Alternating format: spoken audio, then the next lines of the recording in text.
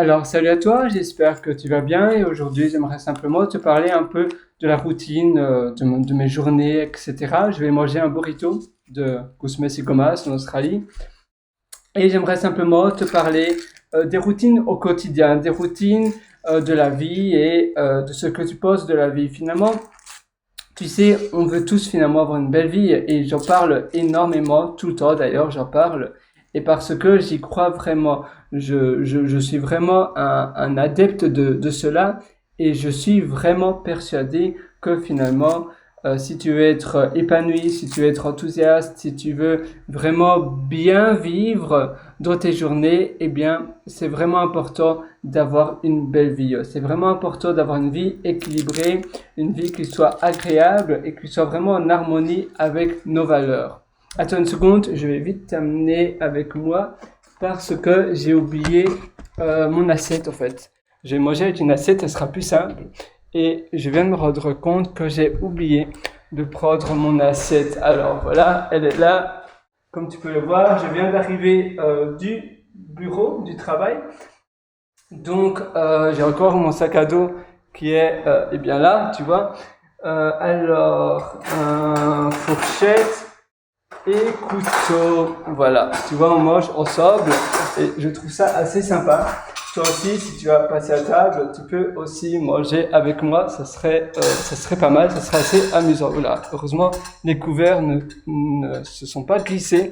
Je vais manger ici dans ma chambre. Normalement, c'est pas vraiment quelque chose que je fais, mais en réalité, c'est parce qu'il fait très chaud dans le living et c'est pour cela que j'essaye d'aller plus souvent dans ma pièce. Finalement, c'est plus bureau, chambre. Même, tu vois, si j'aime pas trop finalement le fait d'avoir un bureau, parce que finalement, le bureau, le travail, en fait, quand tu travailles, tu dois pas associer cela à du travail. Tu devrais finalement travailler, faire ton boulot qui devrait pas s'appeler boulot ou travail. Tu sais que travail, finalement, c'est une mauvaise connotation parce que ça vient du latin qui veut dire tripalium. Et tripalium, ça voulait dire torture, parce qu'avant, les personnes qui travaillaient, eh bien, c'était les esclaves. Et du coup, ça n'a pas vraiment une très bonne connotation. Et encore de nos jours, qu'on pense à travail, on ne pense pas à plaisir. C'est pour cela que quand tu fais ton boulot, ça doit vraiment être un plaisir. Et ça commence par le faire dans un endroit qui finalement ne ressemble pas du tout à du travail, qui ne ressemble pas du tout à quelque chose qui est une corvée ou quelque chose d'agaçant à faire. Il n'y a pas du tout de bénéfice à faire quelque chose si tu l'apprécies pas. Et je suis persuadé qu'il y a toujours une meilleure manière et toujours une manière finalement de voir ce que tu fais avec une autre perspective. Ça veut dire que même si tu penses que c'est pas très agréable, mais tu penses que finalement il faut le faire parce que voilà, tu penses que c'est la seule manière d'avoir de l'argent, eh bien, un premier temps, tu peux essayer de modifier la perception que tu as envers cette tâche-là, envers ton travail.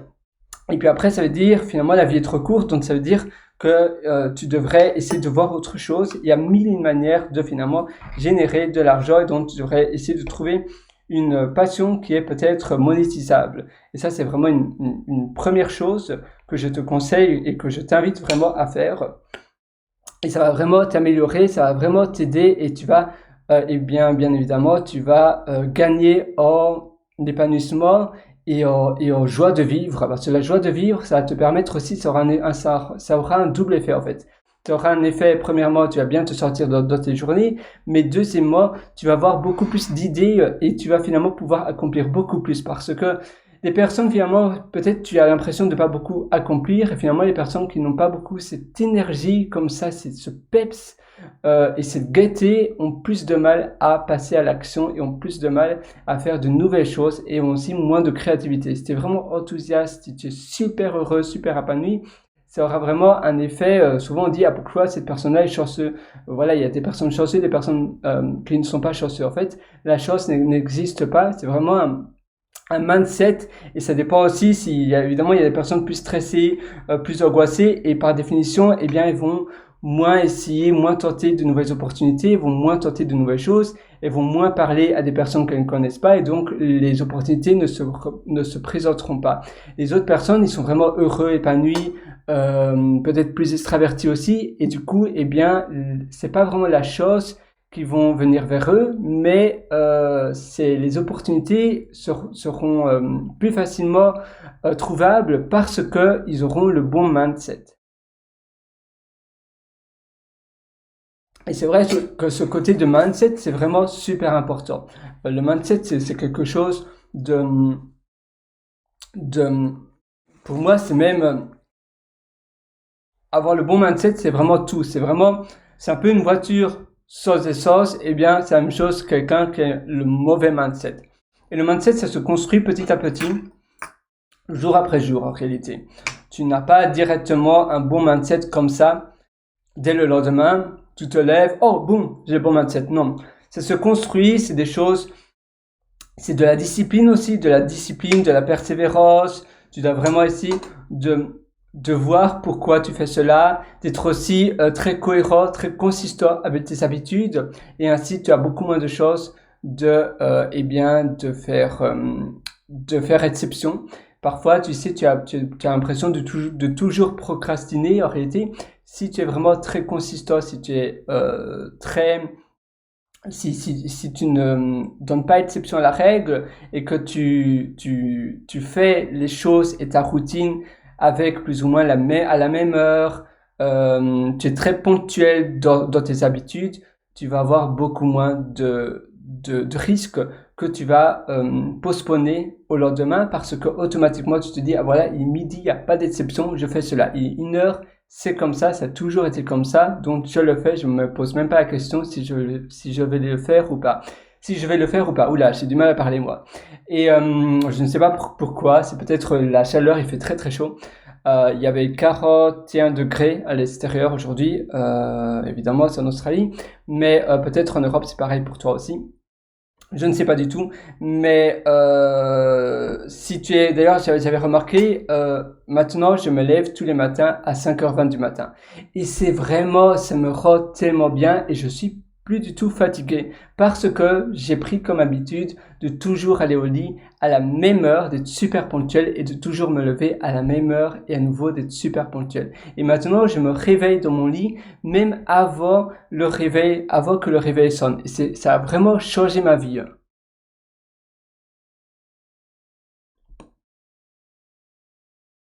C'est quelque chose d'incroyable. Je vais au lit à 23h maintenant, tous les soirs. Et c'est vrai que c'est pas énorme, je dors 6h20. Bon, maintenant, je m'endors directement. J'ai la chance d'avoir aussi un sommeil très profond. Mais je dors 6h20 et juste avant mon réveil, automatiquement, je me réveille et je me sens en forme. Avant, j'allais au lit plus ou moins à n'importe quelle heure.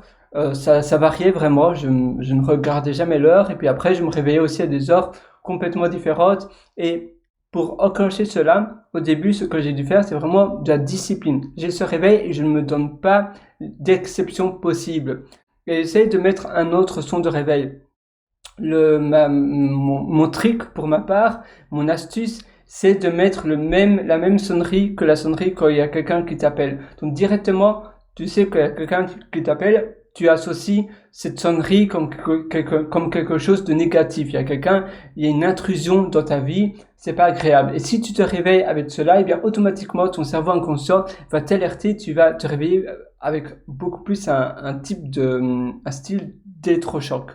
Mais si tu mets une sonnerie, peu importe quelle autre sonnerie, ça aura moins le même effet. Donc je te conseille vraiment de mettre une sonnerie qui va vraiment te permettre une sonnerie qui ne laisse pas indifférent, mais aussi une sonnerie assez négative.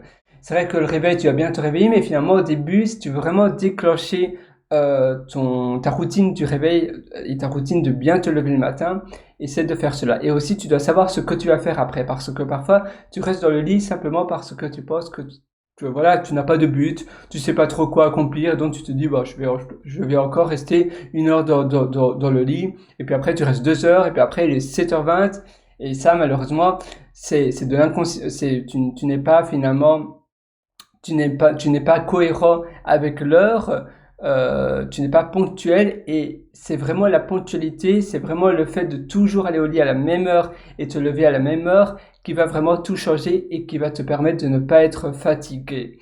Et la même chose, d'ailleurs, il y avait des études qui ont aussi démontré que ça réduit les risques de cancer et de maladies parce que c'est mauvais pour l'organisme, pour ton horloge biologique, d'aller dormir, d'aller te coucher et d'aller te réveiller à des heures différentes tous les jours. Et pour le week-end, j'ai même aussi décidé de ne pas faire de grasse matinée, de pas me réveiller tard, même le dimanche. Par contre, je m'autorise une sieste. Donc je me dis d'accord, même le samedi ou le dimanche, et le dimanche, je me réveille à 5h20, mais je sais que l'après-midi, je peux faire une sieste. Et ça change aussi vraiment tout. Parce que sinon, le dimanche, au début, j'avais essayé de faire une sieste et après, le lundi, c'était beaucoup plus dur à nouveau. Et parfois, je faisais pardon, au début, en réalité, je m'autorisais à faire une grasse matinée, pas une sieste. Une grasse matinée. Et après, j'avais mal à la tête, je me sentais moins bien et j'avais beaucoup plus de mal à me réveiller le lundi matin. Mais en faisant une sieste, eh bien, en m'autorisant à faire une sieste, le dimanche matin, je me dis d'accord, je dois me réveiller à la même heure. Mais après, je sais que l'après-midi, je peux faire une sieste avec ma copine, par exemple, et ça change vraiment, vraiment tout. Donc, oui, je t'invite à essayer de faire cela. Et tu verras, ça va vraiment, ça va t'ouvrir les yeux sur plein de choses parce que, du moins pour moi, je ne suis plus du tout fatigué en dormant beaucoup moins. Alors maintenant, parlons d'autre chose, euh, des projets. Tu sais que tout le monde a envie plus ou moins d'avoir des projets,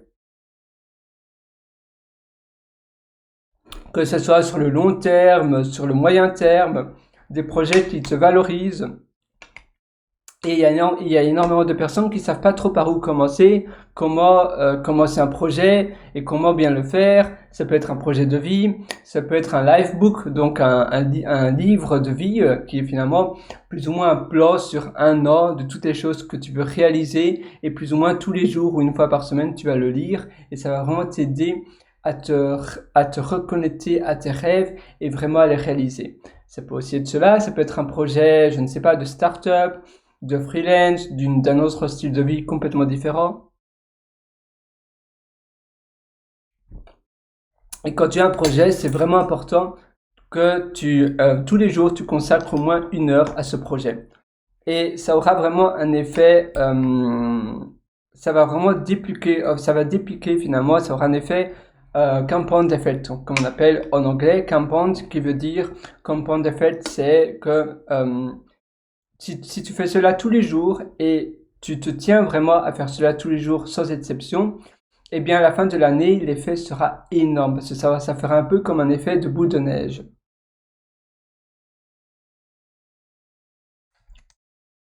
Et ça vaut vraiment la peine de le faire et tu verras, ça va vraiment changer ta vie. Tu as plein d'autres choses aussi, mais un projet, c'est vraiment quelque chose qui te stimule, qui est bon pour le moral. Au moins, après, tu te sens fier de ce que tu as fait. Tu te sens, waouh, voilà, moi j'ai fait ça, c'est vraiment chouette. Ça, c'est vraiment super important de faire cela. Et parce qu'il y a beaucoup de personnes qui ont tendance à pas trop savoir quel est le bon projet. Donc, ces personnes-là commencent plein de choses plus ou moins en même temps, mais ne finissent jamais rien. Et parfois, tu sais que finalement, c'est voué à l'échec, ou bien tu n'es plus du tout là-dedans, tu n'es plus du tout passionné. Mais si tu ne finis pas, finalement, tu sais pas si c'est bon ou pas. Et du coup, si tu finis pas tes projets entamés, tu n'as pas cette sensation de gratitude. Tu ne te sens pas bien parce que c'est pas terminé. Donc tu te sens plus en tant que loser. Ah, j'ai fait plein de choses, mais je ne peux jamais dire qu'ils sont terminés parce que je n'ai pas eu le temps, c'est pas assez bien, etc. Donc c'est vraiment bien d'avoir l'habitude de te dire non, je ne commence pas autre chose tant que j'ai pas terminé mon projet actuel.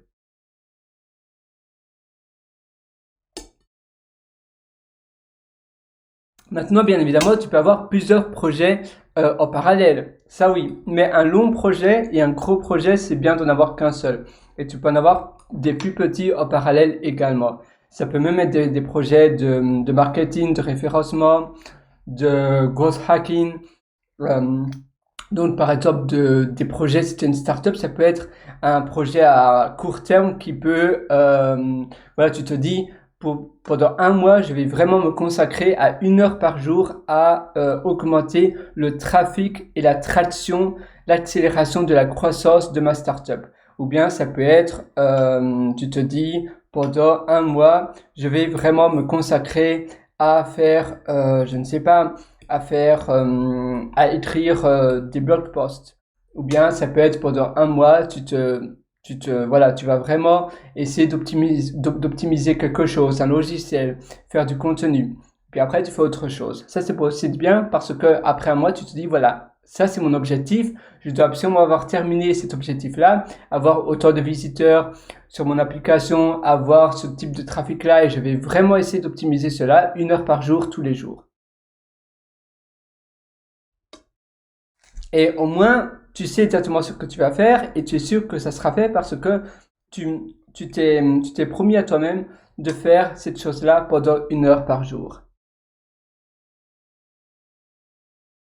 Et en même temps, tu as aussi une date butoir. Tu sais que pendant un mois, tu fais cela et vraiment, à la fin du mois, tu dois vraiment avoir terminé l'objectif que tu t'es promis à toi-même. C'est un peu comme quand tu travailles dans une société. Eh bien voilà, ton employeur va te donner des objectifs et tu dois avoir terminé les objectifs. Maintenant, il y a des exceptions.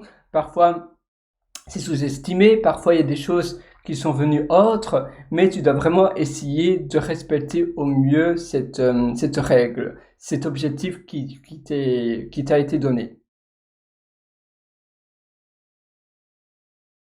Et puis après, c'est bien de se donner des récompenses. Parce que finalement, pourquoi ne pas s'auto-donner des récompenses? Si tu penses que tu as bien fait ton boulot, tu peux te faire des petits plaisirs. Et ça, c'est vraiment important également. Tu te dis, d'accord, maintenant je dois faire, mettons, un épisode de podcast. Mais après, je vais m'offrir un bon cocktail sur la plage et ça va être super chouette et je vais vraiment aimer cela. Ou autre chose. Ou si tu aimes bien les jeux vidéo, eh bien tu te dis, après avoir, mettons, optimisé, avoir eu autant de nouveaux visiteurs sur mon site pendant un mois, eh bien je vais m'offrir un jeu vidéo sur PlayStation, sur Xbox, sur le PC, sur le téléphone. Même si c'est assez cher, tu te dis, bon voilà, après cela, c'est quand même un effort assez important, un mois à faire cela. Et si j'ai pas obtenu les chiffres ou si je n'ai pas fait cela tous les jours, eh bien, je ne vais pas m'offrir ce jeu. Mais si c'est fait, eh bien, je m'autorise à m'offrir ce jeu et ainsi tu te sens moins, tu n'as pas cette sensation de culpabilité. Oh, je suis en train de dépenser de l'argent. Non, parce que tu sais que finalement, tu as fort bossé et finalement, le jeu, c'était un stimulateur pour arriver jusque-là. Et ça, c'est aussi une très bonne technique pour te permettre d'accomplir davantage finalement en nouant plus le travail, même si c'est pas du travail comme on l'a évoqué, mais plus ou moins la tâche. Donc tu noues la tâche avec le plaisir qui est le jeu vidéo, la récompense à la fin. À la fin, une fois que c'est terminé.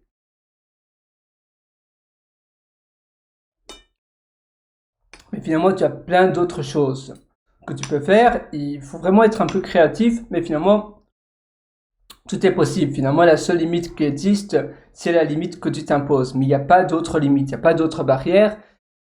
Les barrières que tu poses qui existent, c'est finalement des barrières mentales, des limiting beliefs, comme on appelle. Et finalement, il y a toujours une solution à faire les choses que tu veux faire. Finalement, j'adore cette phrase-là, tout est possible, mais il suffit de le vouloir. Si tu le veux vraiment et absolument et que tu as une persévérance assez forte, eh bien, tu sauras faire la chose en question.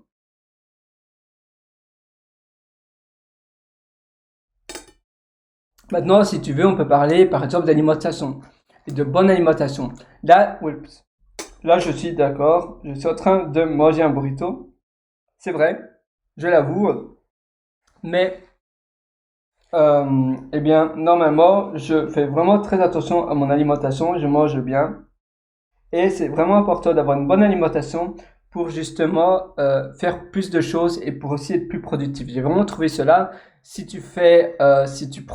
remarqué que si tu prends soin de ton corps, eh bien, tu vas mieux te valoriser, tu vas avoir une meilleure confiance en toi également, parce que, voilà, si tu prends soin de toi, si tu manges bien, finalement, tu deviens ce que tu manges, et en mangeant sainement, tu vas avoir moins mal de ventre, tu vas pas être fatigué après le repas, et tu vas te sentir tu vas avoir beaucoup plus d'énergie.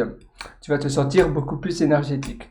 Et l'alimentation a vraiment un grand rôle. Donc, si tu manges bien et sainement, tu vas vraiment pouvoir finalement tu vas pouvoir justement accomplir beaucoup plus de choses. Je ne me souviens même plus du mot, mais tu vas pouvoir vraiment démultiplier toutes les choses que tu veux réaliser simplement en ayant un corps sain, en faisant un peu de sport et en ayant une bonne hygiène de vie. Et puisqu'on parle d'hygiène de vie, j'aimerais aussi t'évoquer l'importance de varier tes plaisirs et de varier ce que tu fais dans tes journées. En effet, c'est très important finalement d'avoir une journée équilibrée et de pas, mettons, même si tu adores le PC, même si tu adores les jeux vidéo, si tu fais cela pendant toute la journée entière, tu vas mal te sentir, tu vas pas te sentir aussi bien. C'est pour cela que c'est vraiment important que, par exemple, la bonne moyenne, c'est de faire quelque chose pendant 90 minutes et puis tu essaies de varier avec autre chose. Et puis à nouveau, après les autres 90 minutes, tu vas varier avec un autre type d'activité. Et en faisant cela, eh bien, tu auras vraiment une journée équilibrée. Parce que si tu fais tout le temps de la même chose non-stop sur une journée, même si tu es vraiment dans l'immersion et dans le flow, parfois c'est important de varier aussi. Eh bien, même les plaisirs, c'est important de varier les plaisirs, c'est important de varier les tâches et les types de tâches. Si tu as la possibilité, essaie de pas, mettons, faire toutes tes tâches intellectuelles le matin et toutes tes tâches physiques ou manuelles l'après-midi. Mais essaie de varier, donc une tâche intellectuelle le matin, puis après pendant 90 minutes, et puis après, toujours dans la matinée, tu fais une autre tâche différente, plus physique, et puis après, tu fais une autre tâche, après une demi-heure, tu fais une autre tâche plus manuelle ou un peu intellectuelle ou un peu différente, et puis après, tu vas faire une autre tâche peut-être qui va consister à voir un ami, par exemple, donc ça va plus être une tâche sociale, et ainsi de suite. Et ça, c'est vraiment important. Et en parlant d'alimentation, avant on parlait d'alimentation, le jeûne parfois ça fonctionne bien aussi pour être plus productif. Moi j'aime bien parfois ne pas manger quand je me réveille souvent, parfois je prends un petit déjeuner, parfois pas, mais parfois je reste sans manger pendant 20 heures et je me sens beaucoup plus productif. Ça dépend vraiment de toi, tu dois vraiment te connaître et c'est vraiment important de bien te connaître. Mais tu vois, tu as toujours tellement de choses que tu peux améliorer dans ta vie, c'est vraiment quelque chose d'ultra passionnant parce que tous les jours, eh bien, tu peux améliorer un tout petit peu ton quotidien. Et ça, c'est plutôt pas mal. Petit à petit, tu peux faire de meilleures choses, plus propres, plus solides, et ainsi de suite. Alors oui, moi j'aimerais te demander, toi, qu'est-ce que c'est plus ou moins ton, ton point de vue et ce que tu as envie de faire dans tes journées? Parce que finalement, on est tous un peu différents et on a tous finalement des envies et des ambitions différentes. Tu peux me le dire en commentaire ou bien même tu peux me le dire sur mon site pierrewriter, pierrewriter.com. Eh bien, il y a un lien qui s'appelle Mes méthodologies. Et si tu vas sur un des cours 100% gratuits, après, tu vas pouvoir laisser ton avis, ton commentaire, ou même tu as un chat, tu sais, les petits chats à droite de la page, et tu vas pouvoir poser tes questions et donner ton avis. Ça, c'est vraiment très important parce que moi aussi, je veux m'améliorer, je veux te donner de meilleurs conseils tous les jours, tout le temps, pour justement qu'on s'entraide l'un l'autre et je trouve ça vraiment important. Alors, j'avais aussi finalement envie de te parler de pas vraiment de décoration d'intérieur, mais oui, plus ou moins, de l'environnement où tu habites et finalement, en effet, ne pas avoir de désordre, ne pas avoir des décorations, des meubles parfois que tu choisis pas, ça fait peut-être, ça appartient au propriétaire de l'appartement où tu habites, ou ça appartient à quelqu'un d'autre, et ça te dérange. Et ça peut parfois peser vraiment sur le mental. Moi, souvent, c'est pour cette raison que j'aime bien, eh bien louer des appartements vides, non meublés, parce que, d'accord, en France, en Belgique, en Suisse, je pense aussi, les appartements, quand tu loues, ils sont par défaut vides. Mais dans la plupart des pays anglo-saxons, que ce soit en Irlande, au Royaume-Uni, en Australie, même en Nouvelle-Zélande, ils sont très souvent meublés.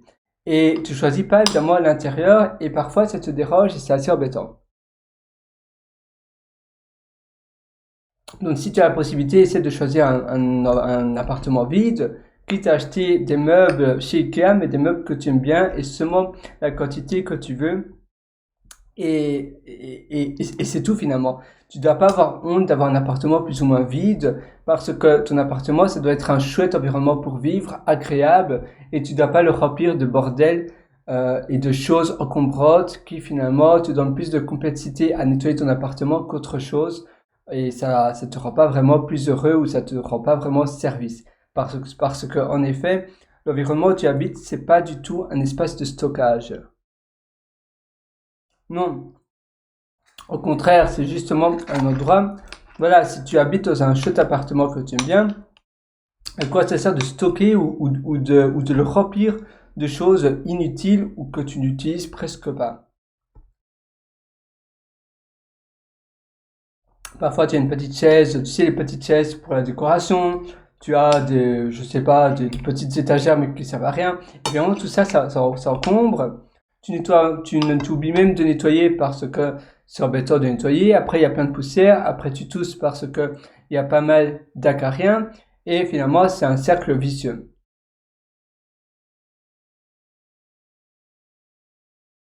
Donc, c'est pour ça que c'est assez important de bien faire le tri. Et si maintenant c'est déjà trop tard et que tu as encombré, tu as accumulé plein de choses chez toi, il est toujours temps de faire, mais tu peux toujours faire le débroussaillage et vraiment faire le vide et faire le propre sur de bonnes bases. Parce que finalement, il n'est jamais trop tard en réalité, si tu as envie, bien évidemment. Mais je pense qu'en effet, ça peut quand même assez t'aider, ça peut bien t'aider. Et parfois, tu te dis, oui, mais c'est dommage, j'ai acheté cela et maintenant je le jette. Oui, mais peut-être pendant un petit temps, il t'a rendu plaisir, tu as aimé en l'achetant, ça t'a fait un peu, tu as ressenti de la dopamine en achetant cela, mais maintenant ça a fait son temps, cet objet a fait son temps, et si maintenant ça ne te rend plus service, eh bien voilà, c'est ta responsabilité de t'en débarrasser. Parce que c'est pas parce que tu achètes quelque chose que tu ne peux pas le revendre, le donner ou faire autre chose avec. Ou même, si c'est une étagère en bois, tu peux réutiliser le bois par exemple pour faire autre chose. Ou même si tu aimes bien je ne sais pas, la menuiserie, eh bien tu pourrais transformer le meuble que tu veux plus en un meuble que tu as besoin. Donc transformer l'utilité, une chaise en table, une étagère en table, etc.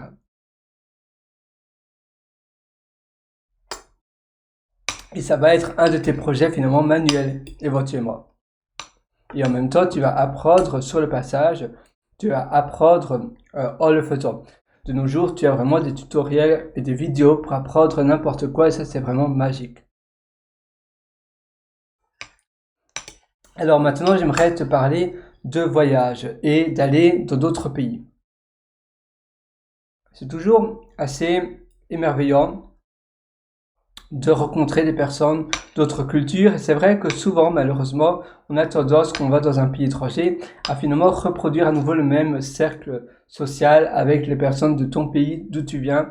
Parce que voilà, tu aimes bien être dans la zone de confort. Si tu entends quelqu'un qui parle par exemple français, directement tu te dis, ah oui, voilà, cette personne-là va peut-être mieux me comprendre. Tu essaies de toujours trouver des choses similaires aux personnes. Voilà, si tu es dans un lieu que tu connais pas du tout, eh bien la personne avec qui tu vas parler, c'est une personne qui te ressemble plus ou moins. Tu vas essayer de trouver des similarités parce que ça te permet, voilà, tu te dis certainement, oui, cette personne-là a plus de choses de me comprendre, ou bien il n'y aura pas la barrière de la langue. Mais pour toi, si tu es dans un autre pays, c'est pas seulement pour le paysage, mais c'est aussi pour connaître vraiment des nouvelles personnes. Et si tu restes toujours avec le même cercle social, ça va vraiment te restreindre. Et le mieux d'ailleurs, c'est même d'avoir une copine du pays où tu es, parce que ça c'est vraiment, ou un copain bien évidemment, un copain ou une copine du pays, du nouveau pays, parce que là c'est vraiment la meilleure manière, et si c'est sur le long terme, c'est vraiment beaucoup mieux, et ainsi tu vas rencontrer les parents, etc. Ils vont t'introduire aux autres personnes de leur famille, et ça va vraiment te permettre de voyager, d'apprendre énormément du pays. Et peut-être ça serait une histoire d'amour, une merveilleuse histoire d'amour, et ça, c'est finalement la cerise sur le gâteau. Donc je t'inviterais même à faire cela. Si tu as envie, bien évidemment, et si tu as l'opportunité. Mais c'est vraiment une bonne chose pour vraiment bien voyager et pour voir d'autres choses. Le volontariat aussi, c'est assez pas mal. Faire du volontariat, ça aide et ça te permet à nouveau de t'ouvrir les frontières et en même temps d'un peu travailler avec des locaux. Et souvent, les restrictions des visas et de permission de travail sont moins strictes pour le volontariat.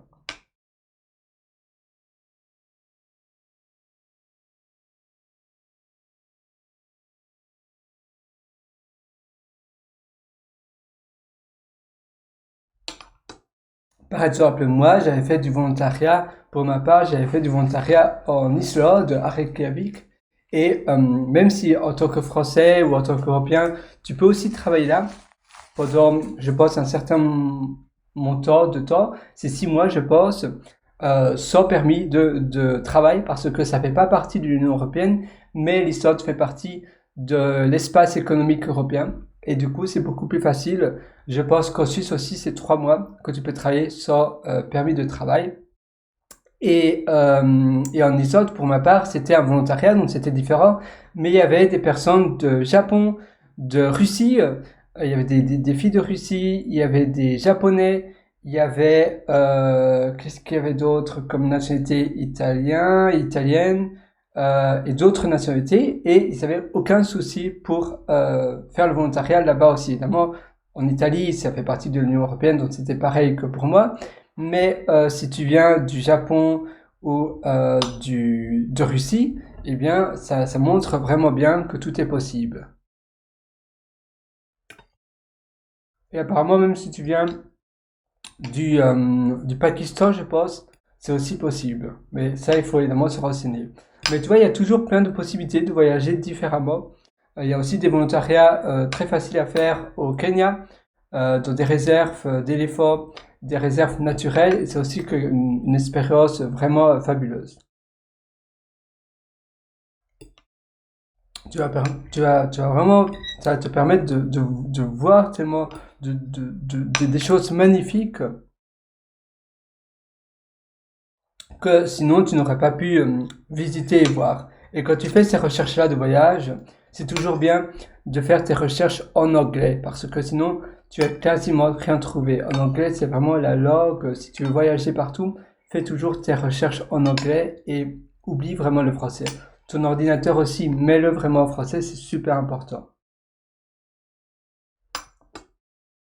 Donc voilà, j'espère que cette conversation t'a aidé, t'a ouvert des portes. Moi, je te donne rendez-vous dans une prochaine session ou bien dans une prochaine session de repas et je te souhaite vraiment tout le meilleur. Allez sur ce, ciao.